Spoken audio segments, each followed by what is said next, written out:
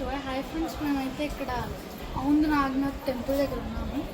నిన్న సాయంత్రం మనము వైద్యనాథ్ టెంపుల్ని దర్శించుకున్న తర్వాత అక్కడి నుంచి మళ్ళీ పర్బన్ అనే సిటీ దగ్గర మేము హోటల్లోని పడుకున్నాము.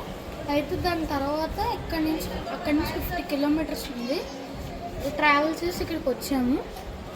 ఇక్కడ గుడి చాలా బాగుంది. ఈ గుడిని పాండవులు ప్రతిష్ఠించారు. దీనిని అహల్యాబాయ్ హోల్కర్ గారు ఈ టెంపుల్ని కూడా రక్షించారు. అయితే ఈ టెంపుల్కి ఒక ఫ్లోర్ కిందకి దిగారు.